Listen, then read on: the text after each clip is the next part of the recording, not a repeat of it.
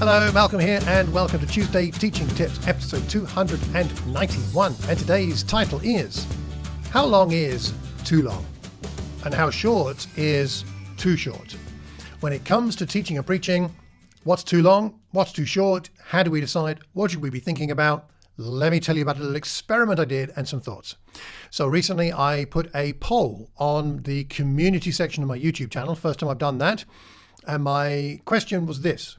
What would your ideal Sunday lesson length be, irrespective of teaching style? These are results I got. 15 minutes or less, nobody wants that. 15 to 20 minutes was 13%. 20 to 25 minutes was 25%. 25 to 30 minutes was 13%. And surprising to me, 30 minutes plus was 50%. So half wanted more than half an hour and half wanted less than half an hour, but more than 15 minutes. I thought this was fascinating.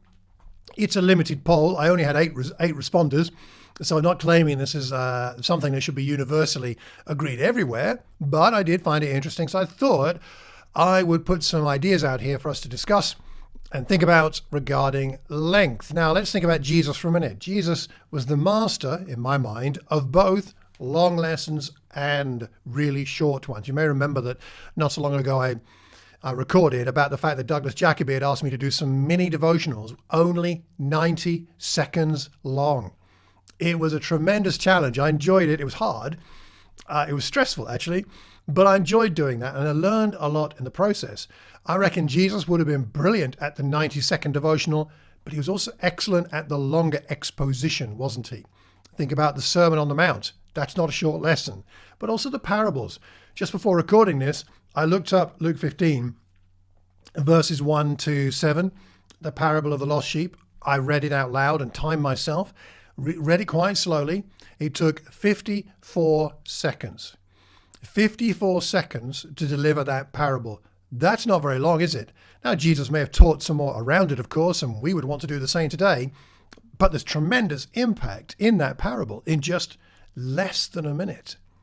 Jesus could do the short and he could do the long.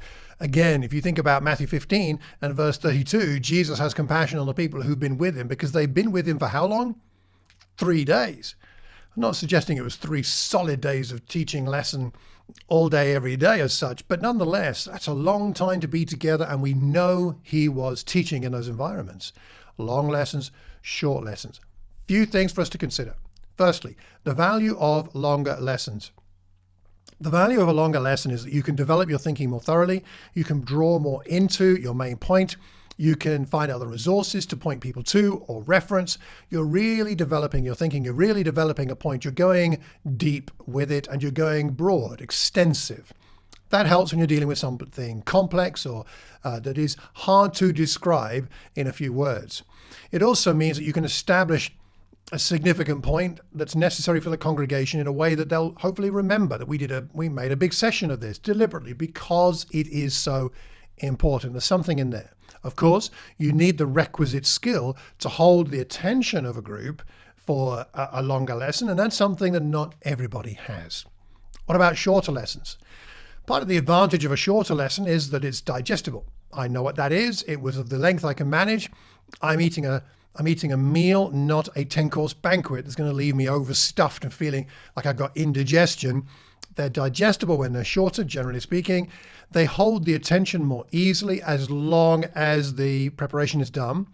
But again, you need a particular skill to be able to do, or to develop a particular skill to be able to do a shorter lesson and still make it meaningful, because that's the goal of all the lessons. The goal isn't length, brevity, or extended length. The goal is for it to be meaningful and to have an impact. So let's think about what this means for you and me. I would say, first of all, that we need to think about the goal of the lesson. Before we think about how long or short we want it to be, or others may want it to be, it is helpful to think about how can I make this point, this passage, this text memorable. My goal is that when people come back to a text that I've taught on, they'll remember something of what we talked about. We're going through Thessalonians right now, and I'm hoping that no one in our congregation will go back to the book of Thessalonians the same as before we started that series. They'll come to it with the depth and the breadth and the body of what we talked about in the back of their minds, even if it's a year or two later. And they may not remember exactly things I said or we talked about, but they'll come back to 1 Thessalonians and think, oh, I know this book now. I know more about it because of what we did. So memorable. Second, meaningful. The goal of our lessons is to say something meaningful. And that's more important. So finding the meaning in the text is more important than deciding on the length. Memorable. How can I make this memorable? Meaningful. How can I make it meaningful? And thirdly, for want of a better word, worshipful. That is a worshiping experience. That is there's a sense in which people that are there think, we worshipped with the word today. God, and I suppose what I'm trying to say is that there's a sense that God is present. And again, that is more important than length, whether short or long. So some questions to consider and let me know what you think. Firstly, what length of lesson is your skill set best suited to? Given your skill set, who you are, what length of lesson best suits you most of the time? Not to say you can't vary that, but what actually best suits you, because that's probably where you should speak most of the time. If you're a 20-minute sermon person or lesson person, stick to 20 most of the time. Shorter ones on some occasions, longer ones on other occasions when they warrant it, and you have to put a bit of extra work in, of course, for those shorter and longer lessons. But if you're a 20-minute person, stick to it. Don't try and do longer or shorter because you think you should. Or if you're a 30-minute person, do 30-minute lessons. Make them great. People won't mind how long they are if they are memorable, meaningful, and worshipful. Second question. What is the most helpful lesson length for your regular speaking context? So where you speak most often, what actually helps that group? Because your group might be quite different to mine.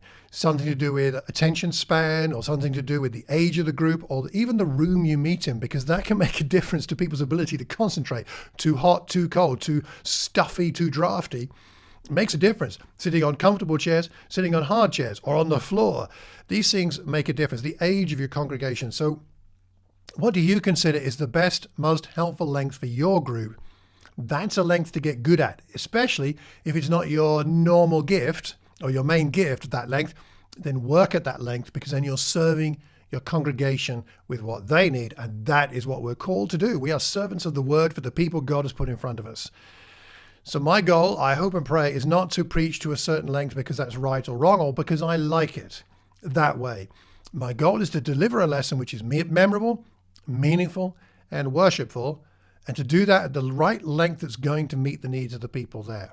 Now, that's quite a challenge, I think, because we all have our preferences and we get into our habits of delivering lessons of a certain length.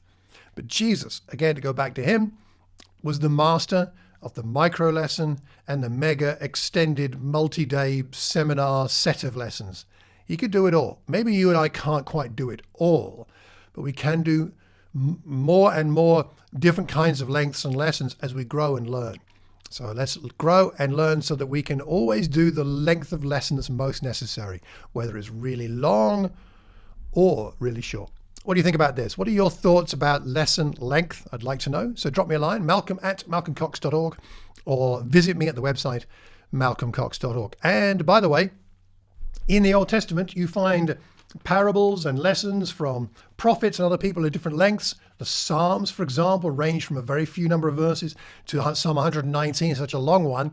There's a lot there in the Old Testament. And if you want to learn more about the Old Testament, why not join me on the Old Testament survey module run by the Athens Institute of Ministry for the UK and Ireland, which is in early March. If you'd like to join us, you'd be very welcome to join me, Douglas Jacoby, Andy Bawachi, as we teach Old Testament survey. Drop me a line, malcolm@malcolmcox.org, if you'd like more details about that.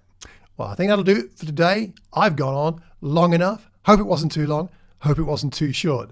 Until the next time, keep calm and carry on teaching. Take care and God bless.